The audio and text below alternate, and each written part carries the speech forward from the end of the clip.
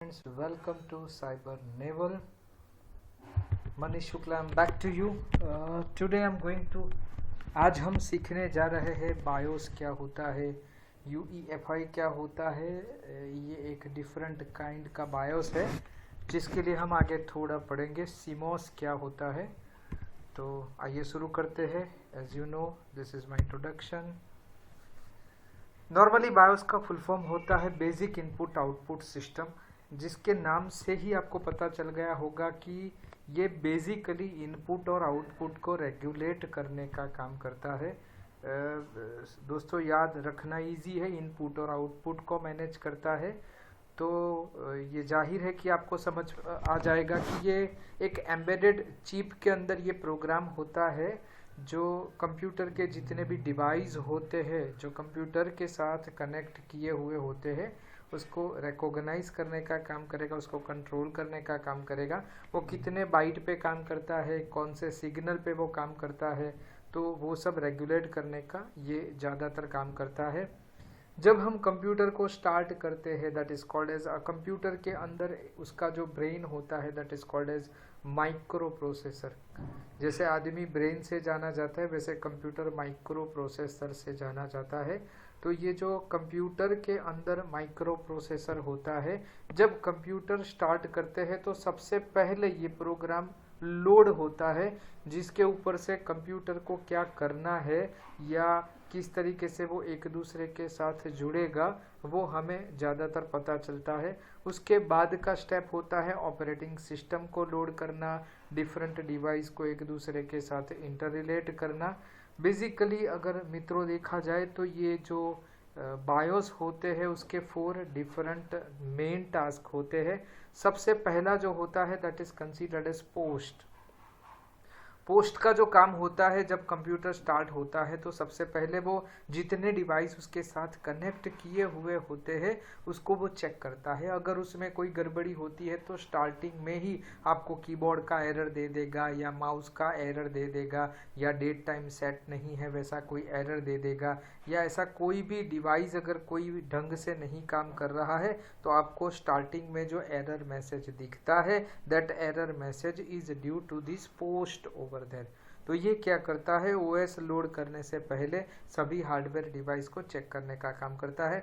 दूसरा जो पार्ट होता है वो लोडर होता है। ये लोडर क्या करता है, ऑपरेटिंग सिस्टम कहाँ से, उसकी मेन फाइल कहाँ से शुरू होती है ये मैनेज करने का काम ये लोडर करता है। तो लोडर का जो काम होता है वो ऑपरेटिंग सिस्टम का इंस्टेंस को लोड करना, और ऑपरेटिंग सिस्टम जैसे आपको मैंने पहले बता दिया है ऑपरेटिंग सिस्टम क्या करता है, डिफरेंट डिवाइस एंड यूजर सबको एक दूसरे के साथ मैनेज करता है।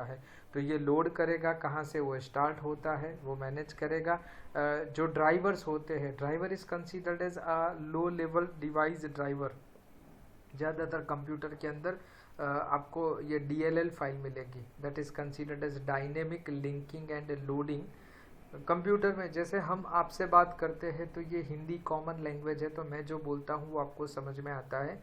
वैसे कंप्यूटर मशीन लेवल में काम करता है तो कंप्यूटर के डिवाइस एक दूसरे के साथ जब फंक्शन करे या नया कोई भी डिवाइस अगर आपको इंट्रोड्यूस करना है तो उसके लिए उसकी लैंग्वेज में एक फ़ाइल बनती है जिसको DLL फाइल बोलते हैं, डायनेमिक लिंकिंग लाइब्रेरी। ये DLL फाइल क्या करती है, वो जो नया डिवाइस आप कंप्यूटर के साथ कनेक्ट करना चाहते हो या जुड़ा हुआ है उसकी लो लेवल इंफॉर्मेशन कंप्यूटर के माइक्रो प्रोसेसर को प्रोवाइड करता है, जिससे उसको काम करने में आसानी होती है, आइडेंटिफाइड हो जाता है और वो कम्युनिकेट कर पाता है।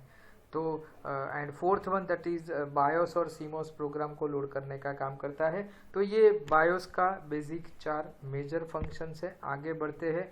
अभी पुराने ज़माने में जो बायोस था उसके कुछ प्रॉब्लम्स थे, इसीलिए अभी नया जनरेशन जो है वो ज़्यादातर बायोस की जगह UEFI यूटिलाइज करता है, जिसका फुल फॉर्म होता है यूनिफाइड एक्सटेंसिबल फर्मवेयर इंटरफेसिस। ये ज़्यादातर मिडिल लेवल मैनेजमेंट में काम करता है। जैसे कोई बड़ी साइज़ की ऑपरेटिंग सिस्टम होती है जिसमें आपको काम करना है या आपको ज़्यादा डिवाइसेस पे काम करना है या आपको LOBs लार्ज ऑब्जेक्ट के साथ काम करना है, जैसे कि कोई कंप्यूटर स्टार्ट करे तो उसके साथ कोई वीडियो स्टार्ट करना है है, या उसका कोई पर्टिकुलर बड़ा सा हैवी प्रोग्राम है जिसके ऊपर उसको मैनेज करना है, या कोई पर्टिकुलर बड़ा मशीन है जिसके लिए आपको ऑपरेटिंग सिस्टम में कुछ मॉडिफाई करना है, तो ये ज़्यादातर UEFI कर सकता है। ज़्यादातर विंडो 10 में भी ये कॉम्पिटिबल होता है। लास्ट में मैं आपको दिखाऊंगा वो किस तरीके से उसके साथ कॉन्फ़िगर करेगा। UEFI stores all the information about initialization of that things और स्टार्टअप। ये एक EFI करके एक फाइल बनाता है जिसमें ये सब कुछ स्टोर्ड होता है। इसके अंदर एक सेपरेट पार्टीशन होता है, जैसे कंप्यूटर में जीरोथ सेक्टर, बूथ सेक्टर जिसको बोलते हैं हार्ड डिस्क में, वैसे यहाँ पे एक स्पेशल पार्टीशन बनता है जिसको बोलते हैं ESP, that is considered as EFI system partition. उसको शॉर्ट में ESP भी बोला जाता है। ये बूट लोडर का प्रोग्राम के साथ होता है, यानी कंप्यूटर स्टार्ट करता है तो OS को ये ज़्यादा स्पेस एलोकेट करता है। बड़ा प्रोग्राम होता है तो भी उसको ये मैनेज कर पाता है।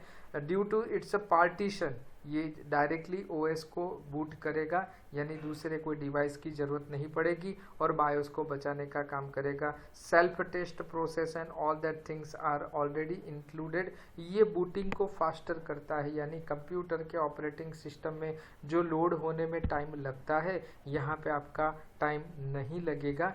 फिर भी अगर आपको कोई कन्फ्यूज़न है तो मैंने यहाँ पे आपको UEFI के कुछ बेनिफिट दिखाने का ट्राई किया है। ज़्यादातर अगर आपका जो बायोस है वो 2 TB से ज़्यादा होता है या ड्राइवर फाइल आपकी बड़ी होती है तो ये बायोस नहीं हैंडल कर पाता, जबकि UEFI उसको हैंडल कर पाता है। नॉर्मली कोई भी OS होता है तो उसके कुछ पार्टीशंस होते हैं। पार्टीशंस डिफरेंट ऑपरेटिंग सिस्टम को मैनेज करने के लिए होते हैं। तो यहाँ पे अगर आपके पास 4 से ज़्यादा प्राइमरी पार्टीशन पे अगर आप काम करते हो तो नॉर्मली आपका बायोस उसको सपोर्ट नहीं करेगा, जबकि ये UEFI 4 से ज़्यादा पार्टीशन को भी वो सपोर्ट करने का काम करेगा। नॉर्मली फास्टर बूटिंग प्रोसेस के लिए भी ये ज़्यादा यूटिलाइज होता है। आपका जो वर्क होता है उसको ऑप्टिमाइज करता है, एनहेंस करता है।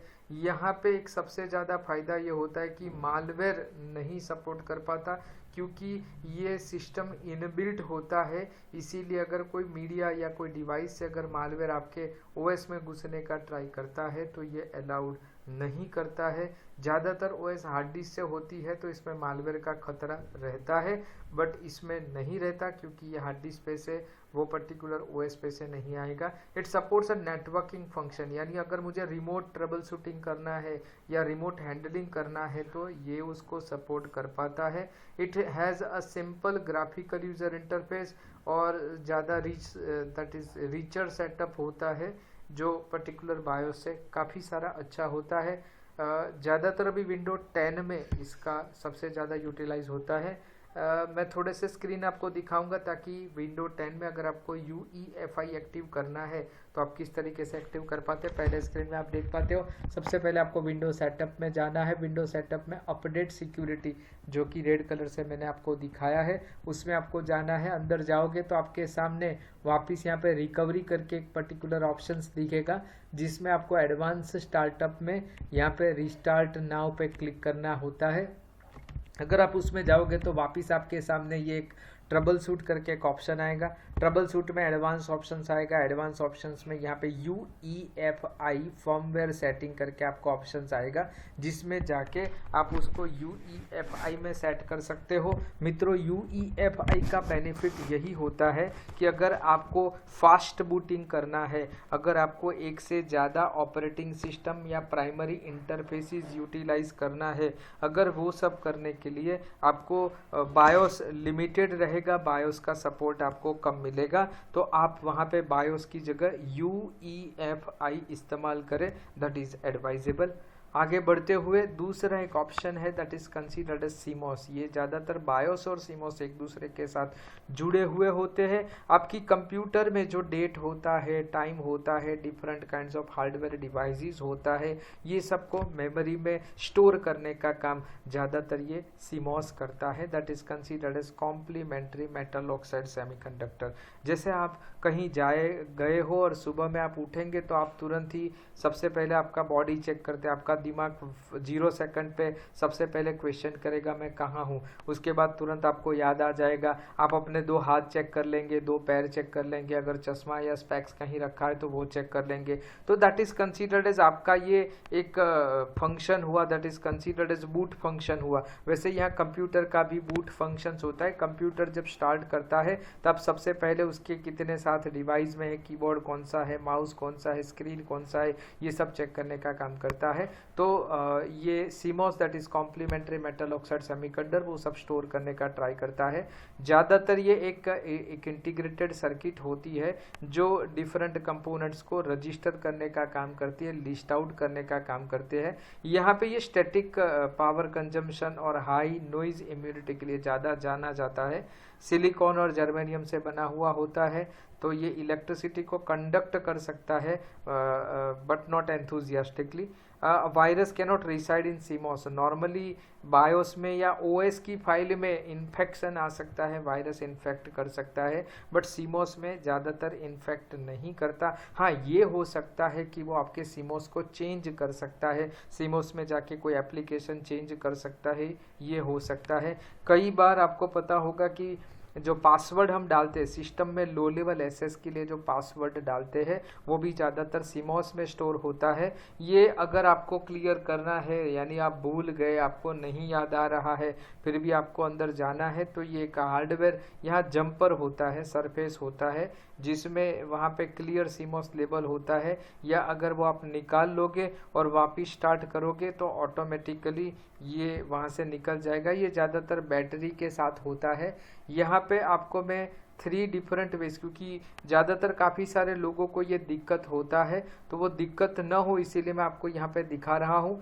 सबसे पहले आपको लोड डिफ़ॉल्ट बायोस में, यहाँ पे आपके सामने बायोस में जाओगे तो आपके सामने यहाँ पे ऑप्शन दिखाई देगा। अगर आप डिलीट की दबाओगे तो आप बायोस में आ जाओगे।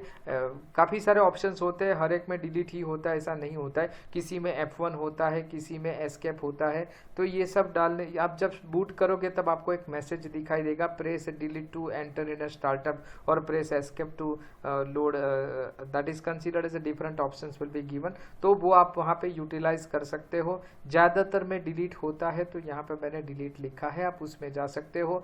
आपको स्क्रीन पे दिखाई देगा कि यहाँ पे एक बैटरी होता है गोल, बराबर, ये आपका लिथियम सेल जिसको बोलते हैं या सीमॉस बैटरी बोलते हैं। अगर ये आप निकाल दोगे तो भी अपना उसका पावर चला जाएगा। ये स्टैटिक डेटा स्टोर करने का काम करता है, यानी अगर ये आप निकाल दोगे तो ऑटोमेटिकली उसका स्टैटिक पावर डिसअपियर हो जाएगा, यानी जो लोड किया स्टोर के टेम्पररी स्टैटिक डेटा जो स्टोर किया हुआ होगा वो वहाँ पे निकल जाएगा। तीसरा ऑप्शन आपके पास होता है, यहाँ पे एक जंपर होता है। जंपर ये 2 पिन को शॉर्ट करने का काम करता है, कनेक्ट करने का काम करता है। अगर वो आप वहाँ से निकाल दोगे तो भी ऑटोमेटिकली ये यहाँ से आपका जो डेटा स्टैटिकली स्टोर किया हुआ है उसको वहाँ पे निकाल देगा। तो ये आपको मैंने 3 तरीके दिखाए जिसका आप यूटिलाइजेशंस कर सकते हो। Okay, thank you very much. अगर आपको ये वीडियो अच्छा लगा तो आप मुझे सब्सक्राइब कर सकते हो, आप अपने फ्रेंड सर्कल को फॉरवर्ड कर सकते हो। अगर आपको कोई स्पेसिफिक टॉपिक पे अगर ऐसा कोई भी नॉलेज चाहिए तो मेरा एक्सपीरियंस आपको काम आ सके तो आप मुझे वो टॉपिक भेज सकते